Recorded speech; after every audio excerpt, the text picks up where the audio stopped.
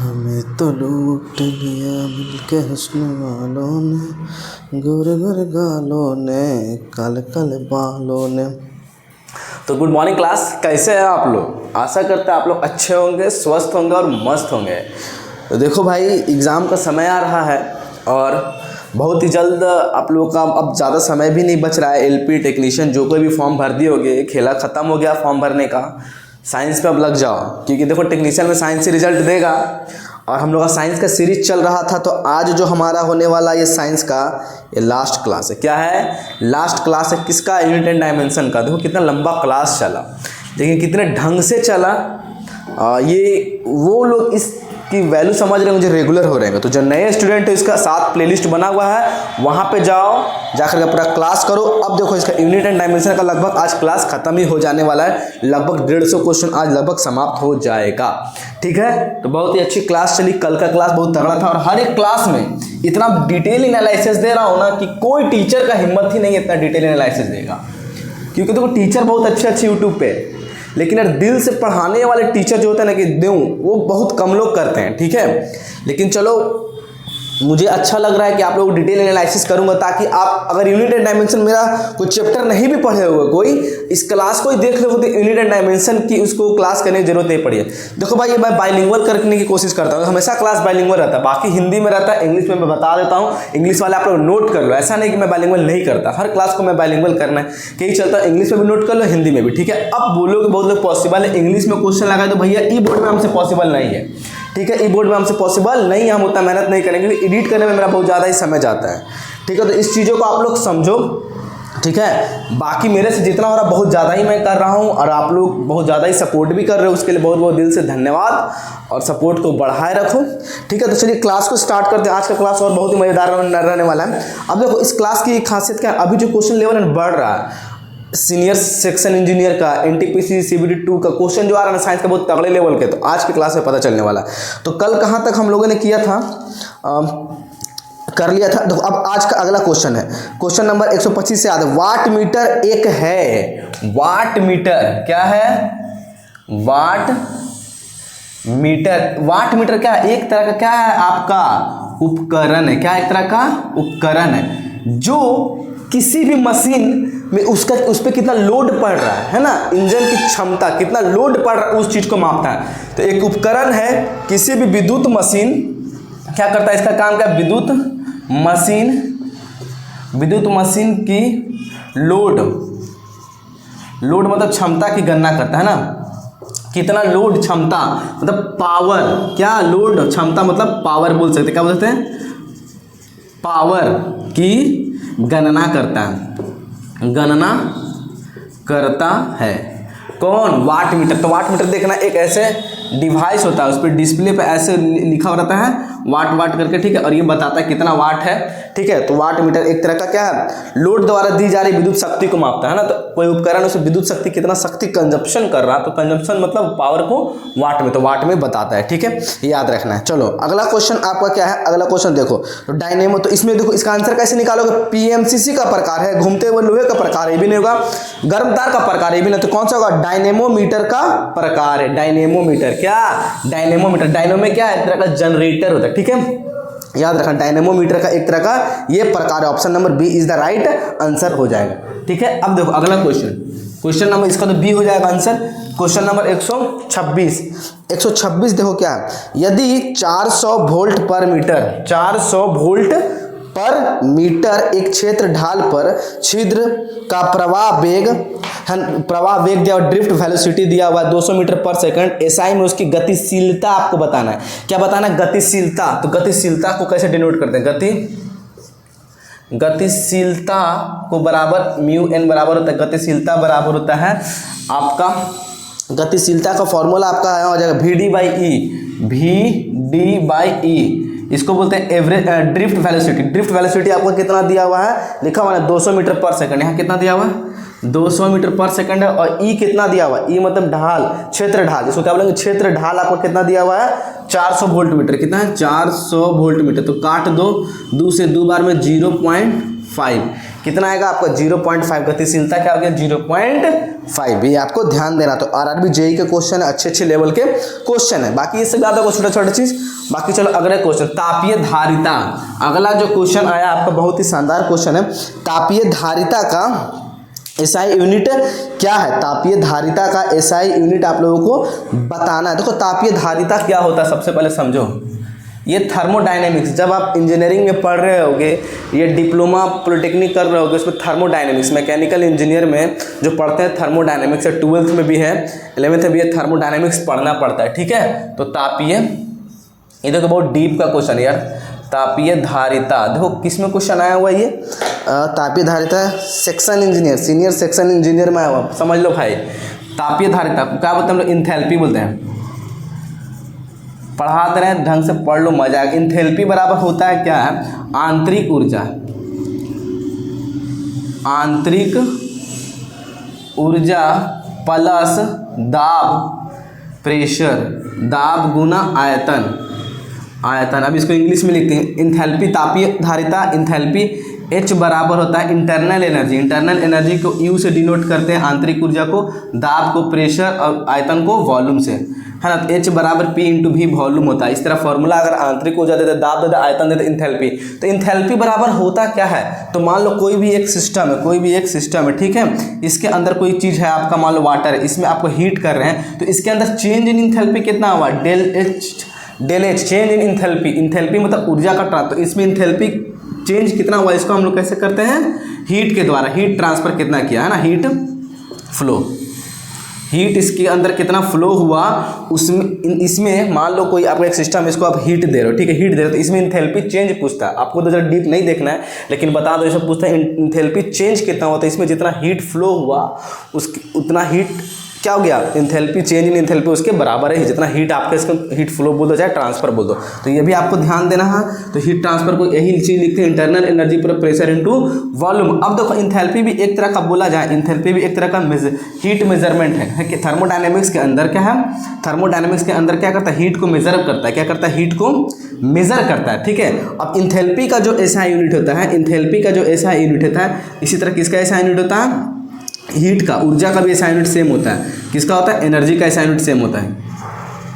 Energy का ऐसा unit heat के इंथैल्पी के यूनिट के सेम ही होता है, ठीक है। ये ध्यान देना है आप लोग। अब देखो कैसे निकालते हैं इसका एनर्जी का। अब देखो यहाँ पे ये तो कांस्टेंट टर्म हो गया। अब देखो यहाँ पे क्या करेंगे, ये प्रेशर इनटू वॉल्यूम। प्रेशर क्या है आपका? पी क्या? दाब है। दाब का ऐसा यूनिट क्या होता है? न्यूटन पर मीटर स्क्वायर। ये क्या है? वॉल्यूम। वॉल्यूम का ऐसा यूनिट क्या होता है आपका? मीटर क्यूब होता है, ठीक है। ई दूगो है ना, तो ई दूगो से आपका ई एगो बच जाएगा। न्यूटन, न्यूटन का ऐसा यूनिट क्या होता है? KG metre second minus 2 into क्या है? मीटर, ठीक है। तो अब देखो क्या हो, केजी को क्या लिखेंगे यहाँ पे? केजी को आपको लिख देंगे यहाँ पे एम लिखते हैं। चलो पहले कर लेते हैं। केजी मीटर एगो यहाँ दो, KG metre square second minus 2, तो केजी को एम लिखेंगे मास से, इसको एल लेंथ हो गया, और ये टाइम को टी माइनस 2। तो ये आपका इसका ऐसा यूनिट हो गया इंथैल्पी का, ठीक है। तो देखो तो किस में है? M L two T minus 2, ये हो गया आपका, ठीक है। ये आपको ध्यान देना होता है। और वर्क और इंथैल्पी, ये इन जो इंथैल्पी हो गया इसका और वर्क का ऐसा यूनिट, इसका हो गया वर्क का चाहे एनर्जी का ऐसा यूनिट, दोनों का क्या होता है? सबका सेम होता है। ये थोड़ा सा ध्यान देने वाली बात है आप लोगों को, ठीक है। अब देखो यहाँ पे P क्या है, यहाँ लिख देना है। P बराबर प्रेशर, P बराबर वॉल्यूम, U बराबर इंटरनल एनर्जी, इंटरनल एनर्जी। पूछता है क्वेश्चन इंथैल्पी क्या होता है, तापीय धारिता क्या होता है? तो तापीय धारिता जो होता है आंतरिक ऊर्जा और दाब और आयतन के गुणनफल का योग को इंथैल्पी कहते हैं। और ये एक तरह का ऊर्जा है, ठीक है। क्या एक तरह का ऊर्जा, ऊर्जा का ऐसा जूल है, और इसको बीमीय सूत्र बोलेगा तो ऐसा निकालेंगे, बाकी ये फॉर्मूला होता है, ठीक है। तो चलो आगे बात करते हैं, ये आपको थोड़ा हाई लेवल पे पढ़ना है, तो बस इसका हम लोग दिखा दिए ये फॉर्मूला क्या होता है। ठीक है, चलो आगे क्वेश्चन के आप लोगों का काम भी हो जाए और छूटे भी नहीं। ठीक है, क्वेश्चन नंबर 128, उष्मीय चालकता की इकाई क्या है? उष्मीय चालकता, तो उष्मीय चालकता को क्या बोलते हैं? उष्मीय, उष्मा का चालन हो रहा, कोई भी मान लो बॉडी है उसमें उष्मा का ट्रांसफर हो रहा है, तो उसका ऐसा यूनिट क्या होता है? मान लेते हैं कोई एक लोहा है, कोई एक लोहे के टुकड़ा है, ठीक है, कोई एक लोहे का टुकड़ा है। अब इसको जैसे ही गर्म कर रहे हैं, जैसे मान लो यहाँ पे जैसे ही हम लोग गर्म कर रहे हैं, जैसे ही गर्म कर रहे हैं तो इसमें जो उष्मा का चालन होगा, जैसे मान लो यहाँ पे आपने हीट दिया, यहाँ पे हीट दिया, तो अब हीट इसमें ट्रांसफर हो रहा है, एक जगह ट्रांसफर, तो कितना ट्रांसफर हुआ? रेट ऑफ हीट ट्रांसफर, उसी को बोलते हैं क्या? Thermal conductivity. उसी को क्या बोलते हैं? Thermal conductivity. इसको आप लोगों को निकालना है, तो कैसे निकालोगे? उष्मीय चालकता, इसको क्या बोलते हैं? Thermal conductivity. क्या बोलते हैं? उष्मीय चालकता को, उष्मीय चालकता को क्या बोलते हैं? Thermal conductivity. क्या बोलते हैं? Thermal conductivity. सब थर्मोडायनेमिक्स से क्वेश्चन घुसा दिया गया। ठीक है, उष्मीय चालकता मतलब किसी भी लोहे में गर्म कर तो उसमें उष्मा का चालन, मतलब इसको हिंदी में क्या बोल सकते हैं? किसी पदार्थ की उष्मीय चालकता, उसकी उष्मा का संचालन, कोई पदार्थ का उष्मा का संचालन कितना अपने अंदर से कर रहा है, उसकी इस गुण को उष्मीय चालकता बोलते हैं। तो अलग अलग पदार्थ का उष्मीय चालकता अलग अलग होगा, है ना। लोहे में उष्मीय चालकता होगा, अलग होगा, एल्युमिनियम का अलग अलग होगा। तो उष्मीय चालकता को हम लोग के से डिनोट करते हैं। किससे डिनोट करते हैं? के से डिनोट करते हैं। और के बराबर आपका क्या होता है? पी इंटू एल बराबर एरिया इंटू डेल टी। ठीक है, एरिया इंटू क्या हो गया? Del T. अब देखो पी क्या होता है आपका? पी एक तरह का होता है rate of energy transfer. P है आपका क्या है? पी बराबर, यहाँ पे देखो लिख दे, पी बराबर रेट ऑफ एनर्जी ट्रांसफर है, ऊर्जा के प्रवाह का दर। तो पी बराबर क्या? Rate of energy transfer. तो रेट ऑफ एनर्जी मतलब क्या है? ऊर्जा का स्थानांतरण। ऊर्जा में ऊर्जा का स्थानांतरण हो रहा है, तो इसको किस में लिखते हैं? वाट में। क्या करते हैं? वाट में। मतलब एक तरह का शक्ति ही है, एक तरह क्या है? शक्ति ही है। अब पी बराबर क्या होता है? डब्ल्यू बाई टी होता है, रेट ऑफ एनर्जी ट्रांसफर, वाट, शक्ति का ऐसा यूनिट क्या होता है? वाट होता है। तो पी भी एक तरह का क्या है? शक्ति है, तो इसका वाट। लेंथ कैसा यूनिट क्या होता है? लंबाई कैसा यूनिट क्या होता है? मीटर होता है, वाट मीटर। ये क्या? एरिया कैसा यूनिट क्या होता है? मीटर स्क्वायर होता है। चेंज इन टेम्परेचर, ये ताप में परिवर्तन, तो ताप का परिवर्तन का ऐसा यूनिट क्या होता है? केल्विन होता है। लिख देते हैं यहाँ पे डेल टी पे ताप में चेंज इन टेम्परेचर, ताप में परिवर्तन लिखना। ए बराबर एरिया हो गया, है ना। एल बराबर क्या? लेंथ या थिकनेस बोल सकते हैं, पदार्थ का थिकनेस है ना। थिकनेस मतलब मोटाई या थिकनेस। ठीक है, मेजरमेंट करेंगे तो वाट मीटर, एक दो है इकट या ना, तो क्या वाट मीटर पर केल्विन, है ना। वाट मीटर पर केल्विन आपको दिया हुआ है, क्या वाट पर मीटर केल्विन, यही था। ठीक है, ये भी होगा। चलो ये भी तो सीख ही लिए, हमको भी वही लगा, आंसर देखे नहीं। ठीक है, तो वाट पर केल्विन होगा, ये आपका समझ लो, उसमें चालकता। ठीक है, लिख दिया, फार्मूला काम आएगा, फार्मूला दे देगा, है ना। शक्ति दे देगा, इसका लेंथ दे देगा, एरिया दे देगा, ये दे देगा, ये निकालने बोलेगा। ठीक है, तो इस क्वेश्चन का आंसर ये हो गया। देखो ये सब अच्छे लेवल का क्वेश्चन है, बस इसको देखो आपको ऊपर ही पढ़ना है। ठीक है, ऊपर मत इतना अच्छा से पढ़ लेना है ताकि इससे हार्ड क्वेश्चन आपका नहीं आने वाला है। ठीक है, अब देखो अगला क्वेश्चन 129 नंबर क्या दिया हुआ? निम्नलिखित में से कौन सा विद्युत आवेश की इकाई है जो लगभग 6 × 10⁻18 इलेक्ट्रॉन में निहित आवेश के बराबर है? मतलब हेनरी किसका ऐसा? देखो एक कूलाम में कितना इलेक्ट्रॉन होता है, याद रखना, एक कूलाम बराबर 6 × 6.25 × 10⁻18। एक कूलाम चार्ज में 6.25 × 10⁻18 है, या तो ये किसके बराबर होता है? 6 × 10⁻18 इलेक्ट्रॉन के बराबर होता है। ठीक है, ये याद रखना है। और एक इलेक्ट्रॉन में कितना चार्ज होता है? एक इलेक्ट्रॉन में आपका तो 1.6 है ना, 1.6 × 10⁻19 कूलाम ये चार्ज होता है। ठीक है, ये इसका उल्टा कर दो, है ना, याद रखना है। अब बात करते हैं अगला क्वेश्चन, इसका आंसर क्या हो जाएगा? तो ये किसका ऐसा है? कूलाम का है ना, तो ये किसके बराबर होता है? कूलाम के बराबर होता है। 6.18 × 6 × 10⁻18 इलेक्ट्रॉन किसे? कूलाम के बराबर। तो कूलाम किस ऑप्शन में दिया? Option number D is the right answer. अब कुछ आपको बता दे रहे हैं यहाँ पे, हेनरी किसका एसआई यूनिट है? इलेक्ट्रिक इंडक्टेंस का। इलेक्ट्रिक इंडक्टेंस, इंडक्टेंस मतलब प्रेरकत्व, इससे पहले प्रेरकत्व का एसआई यूनिट क्या है? हेनरी इसका प्रेरकत्व का एसआई यूनिट है। और एक क्वेश्चन दिया हुआ है हेनरी। सीमेंस किसका एसआई यूनिट है? सीमेंस किसका एसआई यूनिट? विद्युत चालकता का एसआई यूनिट क्या है? विद्युत चालकता, इलेक्ट्रिक कंडक्टिविटी, क्या बोलते हैं इसको? इलेक्ट्रिक कंडक्टिविटी, विद्युत चालकता को जी से डिनोट करते हैं। इसका एसआई यूनिट क्या था? इसका फॉर्मूला क्या था? 1/r होता है। अब r को क्या लिखते हैं? r का एसआई यूनिट क्या था? ओम होता है। तो क्या होगा? ओम इनवर्स, इसको क्या इले समझाया है सब, ओम इनवर्स। इसी ओम इनवर्स क्या बोलते हैं? मोह बोलते हैं या सीमेंस बोलते हैं। क्या बोलते हैं? सीमेंस। तो चालकता कभी बता दिए, इलेक्ट्रिक इंडक्टेंस प्रेरकत्व का भी हेनरी। अब बैकुरल किसका एसआई यूनिट होता है? रेडियो धर्मिता का। ये भी आया था पीछे क्वेश्चन, रेडियो धर्मिता का एसआई यूनिट क्या आता है? बैकुरल। क्योंकि रेडियो धर्मिता खोज की थी बैकुरल या क्यूरी, ठीक है। तो नया वाला ये है, पुराना वाला क्यूरी है, ठीक है, याद था जरा, क्यूरी या बैकुरल दोनों, ठीक है। तो ये भी हो गया, इसका आंसर तो हो जाएगा आपका कूलाम्ब हो गया। तो चलो अगले क्वेश्चन की ओर। निम्नलिखित में से कौन सा एसआई मात्रक नहीं है? Question number 130। निम्नलिखित में से कौन सा एसआई मात्रक नहीं है? देखो एसआई मात्रक, देखो पीछे एक दो क्वेश्चन मिस्टेक से छूट गया था, बाकी जो कर लेना। बाकी देखो सीरीज लगाने में निम्नलिखित में कौन सा एसआई मात्रक नहीं है? तो देखो न्यूटन ऑप्शन, देखो एम्पियर तो एसआई मात्रक है विद्युत धारा का। ओम एसआई मात्रक है किसका? रेजिस्टेंस का। न्यूटन दिया हुआ, न्यूटन होना चाहिए। न्यूटन किसका एसआई मात्रक? बल का। तो option number A is the right answer. Calorie क्या होता है? कैलोरी एसआई यूनिट नहीं है, ये माप बताता है ना। जूल बोलता तो बोलते तो एक जूल में कितना कैलोरी होता है, वो एनर्जी का क्वांटिटी को बता रहा है, कितना क्वांटिटी है, ठीक है। तो वो आपका मात्रा नहीं होता है, ठीक है, याद रखना। कैलोरी का सुनिए कभी किसी चीज़ का मात्रा, वो मापते हैं। कैलोरी में हम लोग एनर्जी को मापते हैं, ठीक है। अगर जूल बोलता तो ऐसा यूनिट है, कैलोरी आपका नहीं है, ठीक है। तो कैलोरी का ऐसा मात्रक नहीं है, ठीक है, क्योंकि खुद ही एक क्वांटिटी है, ठीक है, जो बताता है एनर्जी की मात्रा को, कितनी मात्रा है एक जूल में कितना। तो आप लोग बताना एक जूल में कितना कैलोरी होता है, ठीक है। अब अगला क्वेश्चन, लंबाई का एसआई मात्रक क्या है? इसको बताने का जरूरत है। 131 का मीटर होगा। Option number D is the right answer. अब देखो अगला क्वेश्चन क्या है? 132 से ना, प्रणोद का एसआई यूनिट। देखो अच्छे क्वेश्चन, प्रणोद का समझ में आ रहा है आप लोगों को? देखो प्रणोद का मतलब क्या होता है भाई? प्रणोद मतलब विनोद मत समझना, ठीक है।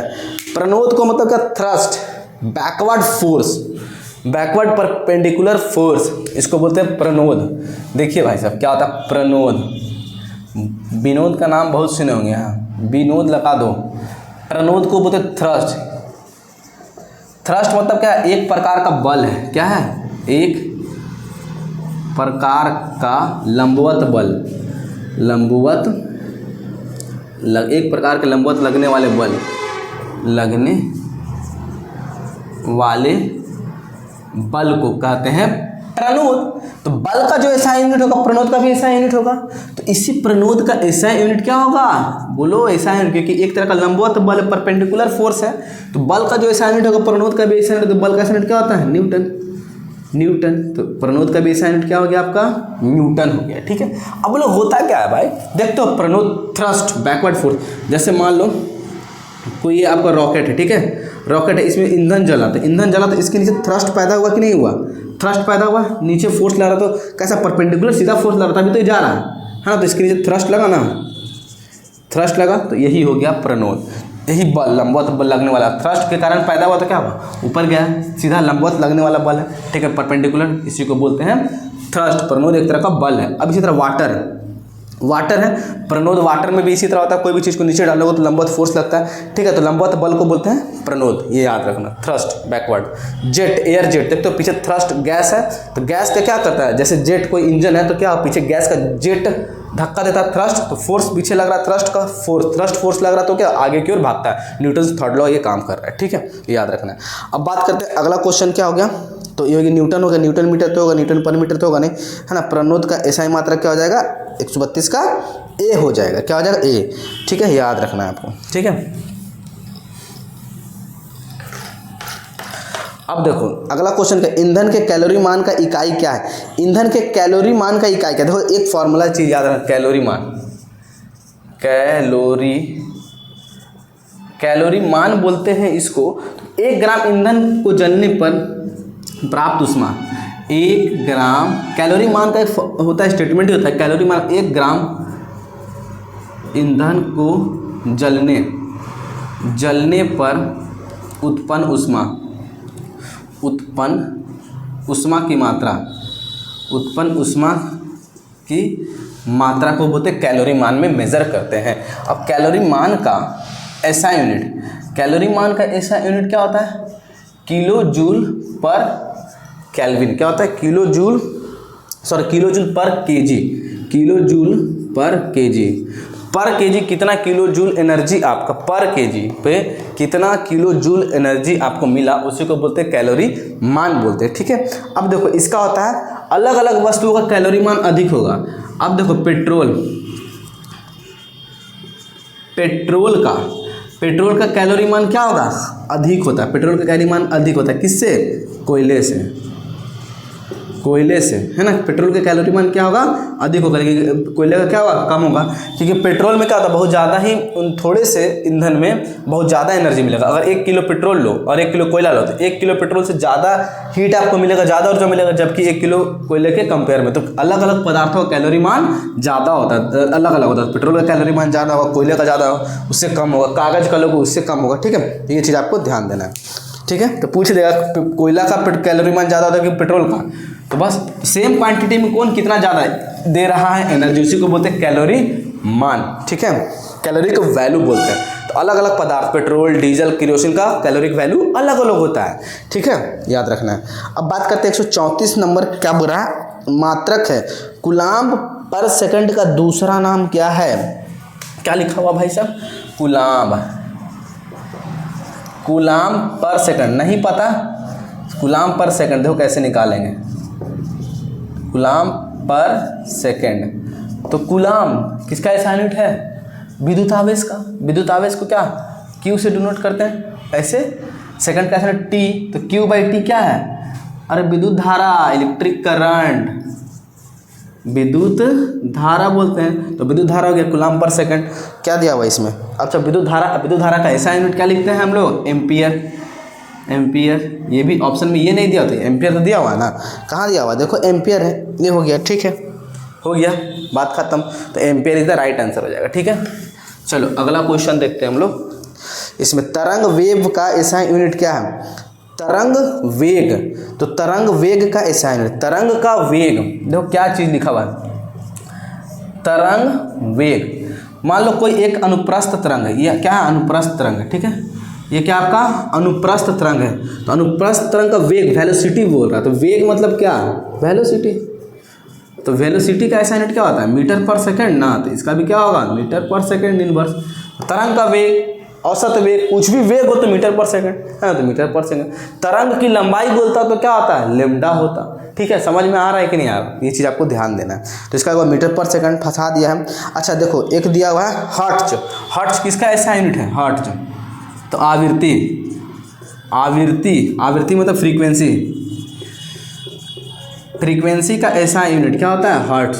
ये सब कराया हुआ डिटेल में। ठीक है, फिर एक है तरंगदैर्घ्य का ऐसा यूनिट। तरंगदैर्घ्य मतलब वेवलेंथ है ना। वेवलेंथ लेंथ है, तो लेंथ का ऐसा यूनिट क्या होगा? वेवलेंथ को लैम्डा से डिनोट करते हैं। इसको किससे? लैम्डा से डिनोट करते थे। इसका ऐसा यूनिट क्या था? लेंथ है ना, तो लेंथ का यूनिट मीटर, तो मीटर में ना होगा। ठीक है, याद रखना। इस क्वेश्चन के अकॉर्डिंग तरंग वेग का यूनिट मीटर सेकंड इनवर्स हो जाएगा। ठीक है, चलो अगला क्वेश्चन देखते हैं। अगला क्वेश्चन क्या बोल रहा है? क्वेश्चन नंबर 136 में देखो। तरंग वेग हो गया, कुछ छूटा नहीं ना। लैक्टोमीटर, हाँ आर्किमिडीज कहाँ से कहाँ? लैक्टोमीटर जो दूध के नमूनों को शुद्धता निर्धारण करने के लिए उपयोगी। लैक्टोमीटर जो दूध की शुद्धता को मापता है ना, तो उसमें कितना फैट है क्या है, तो किस सिद्धांत पे कार्य करता है? तो लैक्टोमीटर याद रहता है, दूध की शुद्धता को मापन का परीक्षण करता है। तो लैक्टोमीटर आर्किमिडीज के सिद्धांत, लैक्टोमीटर आधारित होता है। किस पे आधारित होता है? आधारित होता है आर्किमिडीज सिद्धांत। किस पे? आर्किमिडीज प्रिंसिपल पे, यह सिद्धांत बोल लो। ठीक है, तो आर्किमिडीज का सिद्धांत बोलता क्या है ना? देखो आर्किमिडीज का सिद्धांत बोलता है कि कोई भी वस्तु, जैसे मान लो आर्किमिडीज का कोई भी मान लो पानी है, ठीक है, कोई भी वस्तु किसी पानी में या तो पूरी तरह से डूबा हुआ हो, या तो पूरी तरह से डूबा हुआ हो, या तो आंशिक रूप से डूबा हुआ, मतलब कुछ पार्ट ऊपर हो कुछ पार्ट नीचे, तो पूरी तरह से डूबा हो या आंतरिक रूप से डूबा हो, तो उसके ऊपर एक बल काम कर रहा होगा। कोई मान लो गेंद है पानी में डूबा है, तो आंशिक रूप से डूबा, तो इसके ऊपर कोई बल काम कर रहा, इसी बल को क्या बोलते हैं? उत्प्लावन बल। क्या बोलते हैं? उत्प्लावन बल। उत्प्लावन बल है ना, bouncy force, force of bouncy या बाउंसी फोर्स बोलते हैं इंग्लिश में, उत्प्लावन बल। तो आर्किमिडीज का सिद्धांत बोलता है कि कोई भी पिंड या वस्तु किसी भी द्रव्य में पूरी तरह से या आंशिक रूप से डूबा है, तो उसके ऊपर उत्प्लावन बल काम करता है, और इस उत्प्लावन बल का जो मान होता है वो वस्तु द्वारा विस्थापित जल के भार के बराबर होता है। तो ये वस्तु कितना जल को हटाया? इतना हटाया, इतना जगह को जल को हटा दिया ना, तो इतना जगह जो जल को हटाया, इसका जो वेट होगा इस फोर्स के बराबर होता है। तो यही बोलता है, ठीक है, याद रखना, उत्प्लावन बल आर्किमिडीज का सिद्धांत, ठीक है। अब बात करते हैं पेरिस्कोप का सिद्धांत। तो पेरिस्कोप एक तरह का है क्या? पेरिस्कोप क्या? पनडुब्बी द्वारा सतह पे देखना है कि क्या हो रहा है, हलचल समुद्र के ऊपर क्या हो रहा है। तो पनडुब्बी तो अंदर है, तो अंदर एक पेरिस्कोप होता है, ऐसे करके, ठीक है, उससे देखता है सतह के ऊपर क्या हलचल हो रहा है, ठीक है वो। तो इस लैक्टोमीटर वाला क्या होगा? 136 का आपका डी हो जाएगा, D is the right answer, ठीक है, याद रखना है। अब बात करते हैं 37, मशीन के पुर्जों में स्नेहकों का उपयोग होता है। स्नेहक मतलब क्या होता है? जो घर्षण को कम करे, स्नेहक। तो जो घर्षण को कम करे, लुब्रिकेशन बोलते हैं ना, स्नेहक मतलब लुब्रिकेशन का काम करता है। तो अब देखो स्नेहक के रूप में क्या क्या यूज होता है? स्नेहक के जगह लुब्रिकेटिंग मटेरियल। तो स्नेहक के जगह क्या क्या हो सकता है बोलो? स्नेहक का जगह क्या होता है? ग्रीस हो सकता है, ऑयल हो सकता है, फिर क्या होता है? ग्रेफाइट भी एक तरह का स्नेह का काम करता है। देखो स्नेह का क्या काम है? जैसे मान लो पेन है, पेन को ऐसे घुमा रहे थे, आवाज़ कर रहा है, मतलब फ्रिक्शन हो रहा, तो इस फ्रिक्शन को कम करने के लिए क्या करेंगे? यहाँ पे ऑयल डाल देंगे, तो ऑयल डालेंगे तो क्या आराम से घूमेगा, तो जो ऑयल डाले उसी को बोले स्नेहक, ठीक है। तो बड़े बड़े जो मशीन पुर्जा होता है वो सही से काम करे, तो ग्रीसिंग ऑयलिंग करते हैं ना भाई। आप घर में बाइक लगे, बाइक का चैन खटरा खटरा खटरा खटरा कर रहा, तो क्या करते हो? उसमें आप तेल डालते हो, तो तेल नहीं डाले, स्नेहक का काम स्मूथली काम करेगा। तो बहुत सारा पाउडर होता है, कैरम बोर्ड पे देखते हो, कैरम बोर्ड पे घर्षण हो जाता है, तो क्या करते हो? पाउडर डालते, पाउडर भी क्या स्नेहक का काम किया। तो स्नेहक का भी यूज होता था कि मशीन का पार्ट पुर्जा सुचारू ढंग से चल सके। तो याद रखना, ग्रेफाइट का भी यूज होता है किसके रूप में? स्नेहक के रूप में, है ना। ग्रेफाइट क्यों? पेंसिल वाला ग्रेफाइट देखो हाथ में कितना सॉफ्टी होता है, क्या होता है? सॉफ्टी होता है, इसीलिए उसका स्नेहक के रूप में हम लोग यूज करते हैं। तो आपको बताना है ग्रेफाइट विद्युत का कुचालक है कि सुचालक, है ना। सुचालक है तो क्यों सुचालक है ये भी बताओ, मैं जानता हूँ, ठीक है। चलो अगला क्वेश्चन बात करते हैं हम लोग। एक डायोप्टर किसके बराबर होता है? तो इसका ऑप्शन नंबर क्या होगा? आपको सुचारू रूप से आंसर हो जाएगा। अब बात करते हैं 138, एक डायोप्टर। तो डायोप्टर क्या? लेंस की क्षमता, पावर ऑफ लेंस को मेजर करते हैं। पावर ऑफ लेंस को मेजर नापते हैं किसमें? डायोप्टर में। किसमें? डायोप्टर में नापा जाता है। किसमें नापा जाता है? डायोप्टर में, ठीक है। लेंस की क्षमता का ऐसा यूनिट क्या होता है? मेजर करते हैं डायोप्टर में, इसकी या इस ऐसा यूनिट क्या होता है? डायोप्टर, ठीक है। जैसे बोले उसका लेंस का क्षमता कितना? 5 डायोप्टर, 0.51 डायोप्टर, ठीक है, याद रखना। अब पावर ऑफ लेंस का फॉर्मूला P बराबर क्या होता है? 1/f। P पावर हो गया, F हो गया क्या? फोकस हो गया। अब यहाँ पे हमेशा फोकस तो क्या चीज में रखते हैं? डायोप्टर को मीटर में हमेशा रखा था, तो फोकस कैसा यूनिट का होगा? मीटर, क्योंकि फोकस भी एक तरह का लंबाई है, और लंबाई का ऐसा यूनिट मीटर, तो यहाँ भी मीटर हो गया। अब क्या होगा? मीटर इन्वर्स होगा, ऊपर करेंगे। तो ये आपको याद रखना, ये किस में दिया हुआ है? आपका ऑप्शन नंबर M-1। एक डायोप्टर अगर एक लगा दिया तो 1 मीटर इन्वर्स हो गया, तो ऑप्शन नंबर डी में हो गया राइट आंसर, ठीक है। ये क्या है? फोकल लेंथ, फोकस लंबाई, ठीक है। तो चलो ये हो गया आप लोग का अगला क्वेश्चन का समाप्त। अब बात करते हैं 139 नंबर।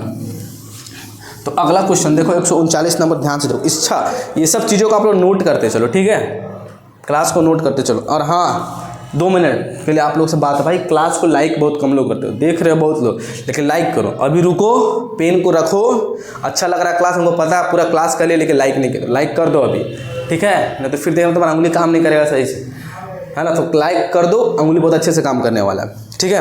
तो चलो आगे का बात करते हैं। तरंग दैर्घ्य का एसआई मात्रक, अभी आ गया ना। तरंग वेव का एसआई मात्रक क्या था, वेग है तो वेलोसिटी मीटर पर सेकंड।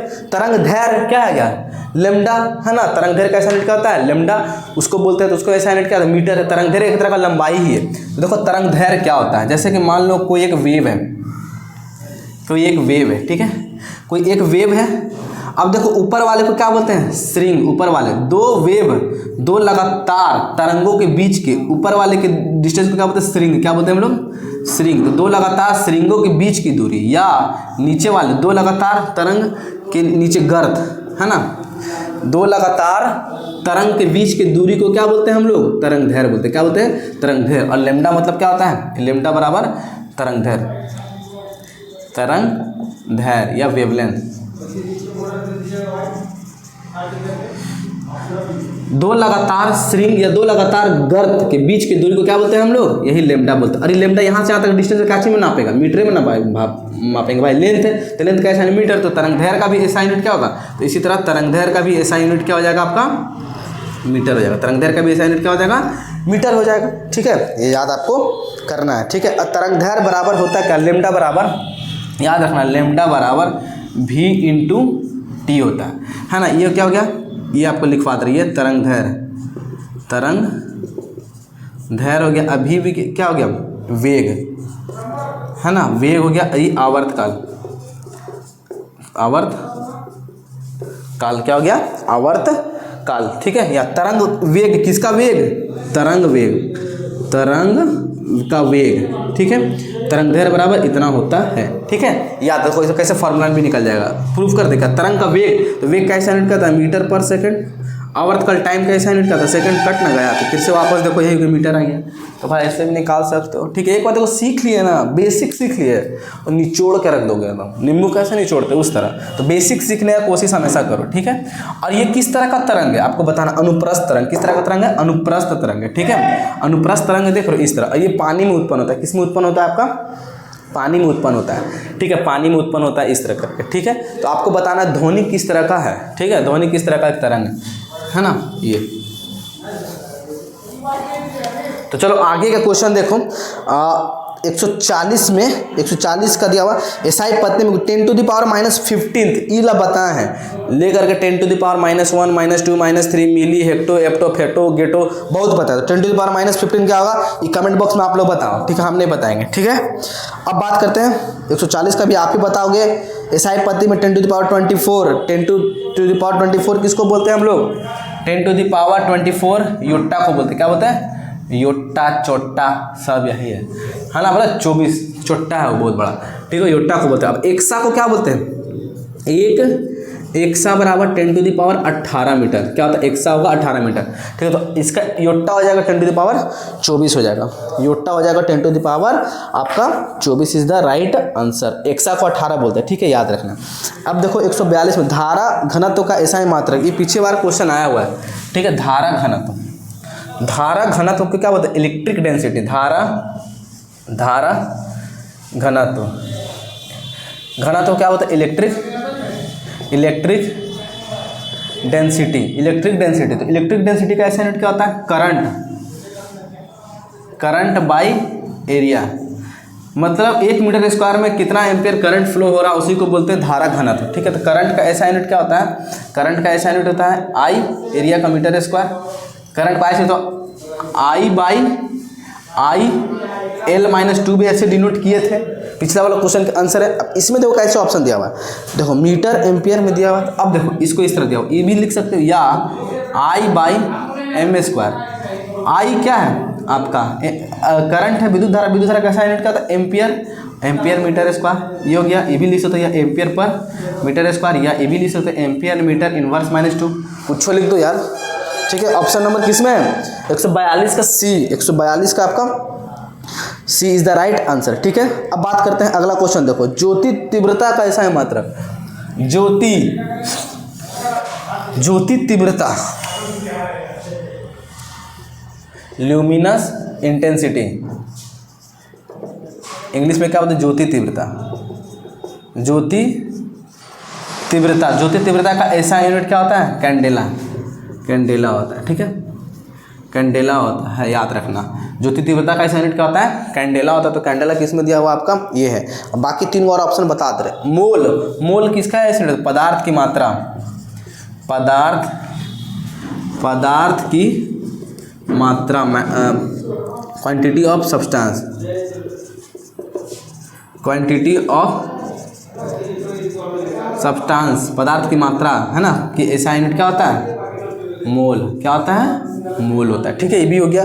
आवृत्ति कैसे? हर्ट्ज किसका ऐसा यूनिट है? आवृत्ति का होता है। एम्पियर कैसा? विद्युत धारा कैसा यूनिट है? तो ज्योति तीव्रता कैंडेला, याद रखना आपको। ठीक है, आप लोग दो को कमेंट बॉक्स में बताओ कि ठोस को सॉलिड एंगल, है ना, और प्लेन एंगल का ऐसा यूनिट क्या होता है, ये आप लोग कमेंट बॉक्स में बताना है आपको। ठीक है, तो चलो अगला क्वेश्चन देखते हैं। 144 नंबर। आज ये खत्म, बहुत सुकून मिला भाई, बहुत सुकून। 8-9वां क्लास जाने वाला है, और जो लोग मेरे से रेगुलर रहे ना, मज़ा आएगा आप लोगों को क्लास। ठीक है, देखो इस क्लास की मैं खासियत बता रहा हूँ, अगर इसको 100 लोग 200 लोग जितने लोग देख रहे हैं ना, बाकी सब बहुत आगे हो, क्योंकि आप लोग क्लास मैच करके देख लेना, कहीं भी हो रहा हो साइंस का ये क्लास। ठीक है, तो देख लेना किसी भी टीचर, बड़े बड़े टीचर, अभी तो यूट्यूब ऐसा हो गया ना, नाम बड़े और दर्शन छोटे वाले हाल है।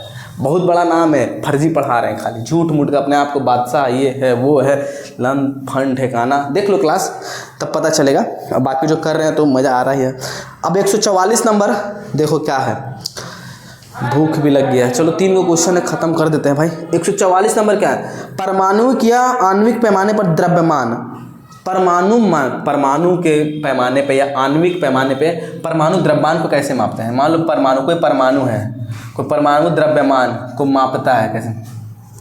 तो परमाणु द्रव्यमान को मापा जाता है, कैसे मापा जाता है? AMU में, क्या बोलते हैं? Atomic mass unit. इसको क्या बोलते हैं?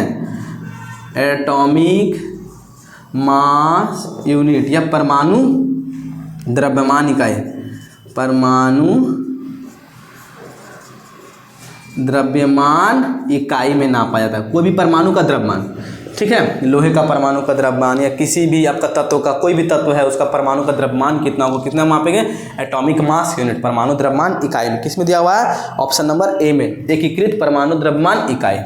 इसको AMU बोलते हैं। ऑप्शन में AMU आएगा मार देना, एटॉमिक मास यूनिट आएगा मार देना, हिंदी में आएगा मार देना। हिंदी देखो बाइलिंगुअल है कि झूठ मूठ का जो हल्ला मचा रहे ना भाई, लो इसका लिख दें क्या? परमाणु द्रव्यमान का एटॉमिक मास। ठीक है, इसको कैसे डिनोट करते हैं? A से डिनोट करते हैं। लो हो गया, परमाणु संख्या को Z से डिनोट करते हैं। ठीक है, अब आगे क्वेश्चन देखो, कांस्टेबल में RPF में आया। एक प्रणाली की इकाइयों को दूसरे प्रणाली की इकाई में बदलने के लिए किस पद्धति का उपयोग किया जाता है? तो इसका आपको याद रखना है 145 का ऑप्शन नंबर C, क्या बोलते हैं? परिमाण विश्लेषण। किसका? परिणाम विश्लेषण का यूज़ किया जाता है। ठीक है, अगला क्वेश्चन भूखे पेट। सुबह पता है कितना बजे क्लास करवाते हैं? इसके लिए रात में थोड़ा सा देख लेते हैं कैसे कैसे क्या है, क्या क्या चीज़ें आपको एक्स्ट्रा फैक्ट लिखाना छूटे नहीं। ठीक है, वो चीज़ करने के बाद सुबह आते हैं 6 बजे बिना खाना खाए हुए। 6 बजे क्लास है, क्लास 6 बजे हो गया, 7 से 9 रिकॉर्ड करते हैं, 2 घंटा तो चल जाता है हमारा, लगभग 10 बज जाता है। ठीक है, लेट होता है तो समझ में आ रहा है कि रेगुलर देना कंसिस्टेंसी कितना मुश्किल काम होता है। फिर उसके बाद ऑफलाइन बैच है आपका 10 से लेकर के 12-1 बजे तक पढ़ाना। ठीक है, कभी कभी तो भूखे रह जाते हैं हम 2 बजे तक, शाम में पता भी नहीं चलता है खाना खाएं कि नहीं खाएं, तो घर में सभी लोग गुस्सा होते हैं। तो आप लोग इस चीज़ को कदर करो और क्लास को करो। ठीक है, चलिए आगे की बात करते हैं। क्वेश्चन नंबर 146 है। किसी वस्तु, इसका तो बता दें, परिमाण विश्लेषण हो गया।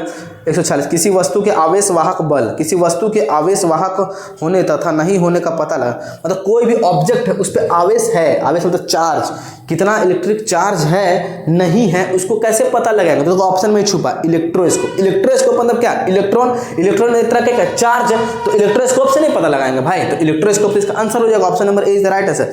अब कुछ है पेरिस्कोप, तो पेरिस्कोप का क्या काम है? देखो बोल दे रहे हैं, पेरिस्कोप डिवाइस है। ऑप्शन नंबर बी लिख लेना आप लोग। पेरिस्कोप एक तरह का डिवाइस है जो पनडुब्बी है, मान लीजिए आपका पनडुब्बी है, ये समुद्र के अंदर है, ये क्या है? समुद्र के अंदर है। ठीक है, अब समुद्र के अंदर है, इसके अंदर एक डिवाइस लगा हुआ था। समुद्र के बाहर दुश्मन का क्या हलचल, कौन नाव है, ये तो अंदर है, अंदर कैसे देख लेगा, नहीं दिखेगा। तो इसके अंदर एक पेरिस्कोप सट से सुई से निकलेगा, क्या सुई से निकलेगा और ऐसे यहाँ पे देखेगा, है ना, कि यहाँ पे कौन कौन है, यहाँ पे कौन दुश्मन है, कौन क्या है, ठीक है, इसको देखेगा, ठीक है ना। तो अब पेरिस्कोप से देख लेगा यहाँ पे निकल के, इन्हें नहीं निकलेगा, मतलब छुप के अंदर से देखना दुश्मन को बात, तो पेरिस्कोप थोड़ा सा निकला, देख लिया, यहाँ से मिसाइल लगा, चल खत्म, है ना। तो ऐसे देख सकते समुद्र की सतह पे पता लगाने के लिए वस्तुओं का पेरिस्कोप का यूज़ करते हैं। किसका यूज करते हैं, पेरिस्कोप। अब इसमें देखो कौन सा दर्पण यूज होता है, इसमें दर्पण यूज होता है समतल दर्पण। कौन सा, समतल दर्पण। अब यहाँ पे एक समतल दर्पण यहाँ पे रहता है कितना, 45 डिग्री के, यहाँ 45 डिग्री के एंगल पे सेट किया हुआ रहता है, और यहाँ 45 डिग्री, रिफ्लेक्शन ऐसा होता है एकदम सीधा दिखता है। यहाँ 45 डिग्री पे सेट किया हुआ रहता है, और यहाँ भी 45 डिग्री पे समतल दर्पण को सेट किया हुआ रहता है, ठीक है, ये भी ध्यान देना आप लोग। कैलिडोस्कोप, कैलिडोस्कोप क्या है, कैलिडोस्कोप एक तरह का खिलौना है, उसके अंदर कुछ क्या बोलते हैं, कुछ डाला जाता है कागज का आकृति मोड़ का, है ना, और वो रंग बिरंगा उसके अंदर दिखाई देता है, ठीक है, याद रखना, बचपन में भी देखो कैलिडोस्कोप। इंडोस्कोप क्या है, इंडोस्कोप देखो अगला पूछ रहा है इंडोस्कोप।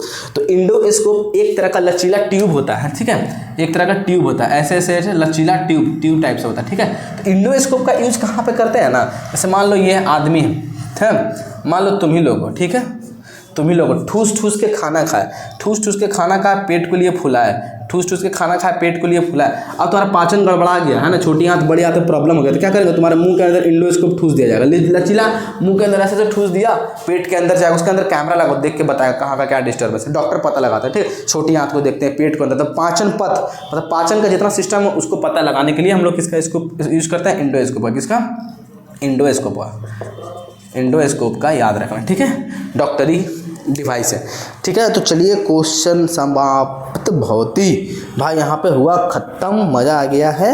अब चलेंगे हम लोग क्या, ये वेक्टर एंड स्केलर क्वांटिटी, ठीक है, इसका नोट्स बहुत तगड़ा बना हुआ है, पीडीएफ इसको मेरे ऐप पे जो 49 का कोर्स परचेज किया उनको फ्री में मिल जाने वाला, बाकी ये तो बोर्ड पे लिखा ही रहे फ्री में है, ये है, ठीक है। तो चलो क्लास को रखते हैं, धन्यवाद। लाइक भूलना नहीं, बोलना पड़ता है यार, लाइक कर दो, गजब।